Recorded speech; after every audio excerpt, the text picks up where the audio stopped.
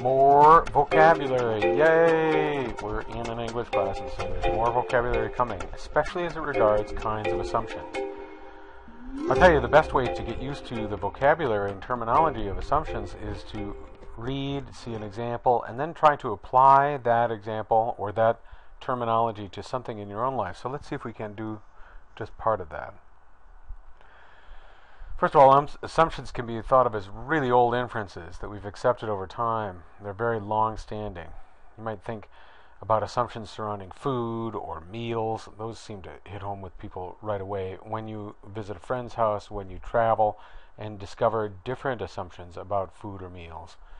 Travel shows us assumptions in relief because we're surprised at how the rest of the world doesn't work the way that we think it does, and that can be travel even as close to us as Wisconsin.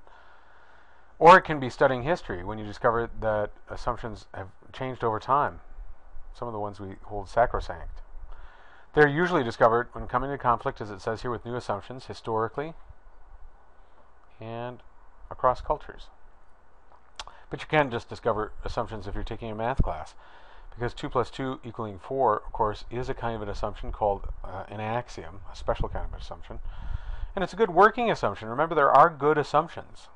It just means that we've developed a vocabulary for talking about math rules and have assumed them and have gone with them, though there are certain brands of math that if you pursue them, actually try to question whether 2 plus 2 equaling 4 makes sense.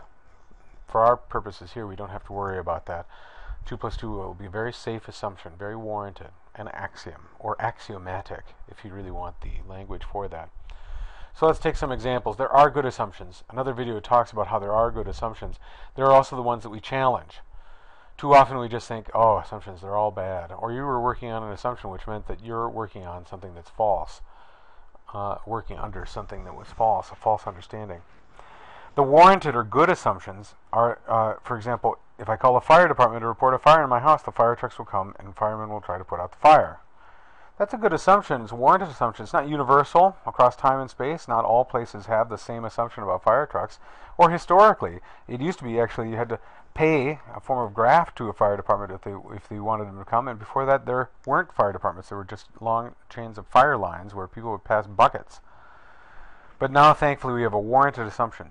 The fire department sees the value in protecting property, especially the property around our houses, but also our house itself. There are unwarranted assumptions, such as this case, the fire department better get my cat down from the tree before they tackle that house on fire. There's a sense of priorities here with assumptions. Assumptions, we usually value life and property over trivial matters or matters that will hold for a little while, and we can tackle them at another time. There are also conscious assumptions.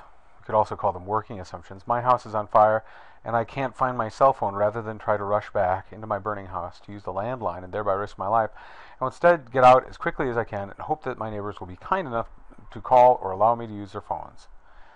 Conscious assumptions are kinds of plans that we work under, and we don't know whether it will work out, but we're depending upon an alternative or a plan or a set of steps that we can take that will pan out to some intended goal. Unconscious assumptions. I always have that cigarette before I go to sleep, but who knew that it could start a fire? Oh my. I certainly didn't expect it. Unconscious assumptions usually are called to light when we notice that they don't work or that they come into conflict with another kind of assumption. And that's how they become conscious, of course. An assumption can be both warranted and unconscious. And so that's why we try to use the language to call it what it is. In your own writing, I think it does help to have other words, other tools to help describe what assumptions are and how they came to consciousness and whether they were warranted or not.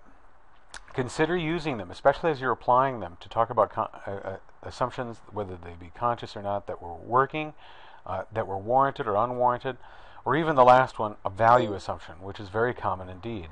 The value assumption here, I'm pretty glad the fire department showed up in time to save my family and what's left of my house. I guess paying my local taxes for a good fire department isn't such a waste of money.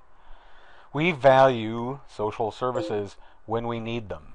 And in this case, a value assumption is about what we value. You can see a host of different values and assumptions based on cultural stuff, family stuff. There are ones associated with all different kinds of groups.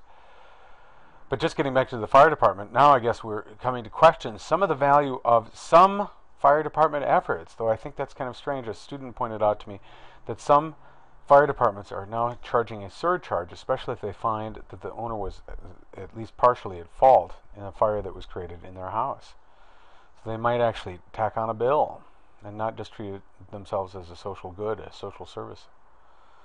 So there are some different pieces of vocabulary: warranted, unwarranted, conscious, unconscious, value, and don't forget working up here. What are these meant to do? Just like any new vocabulary, it's meant to help you understand and be able to describe what it is that we see going on with our papers, with our experiences. Good luck.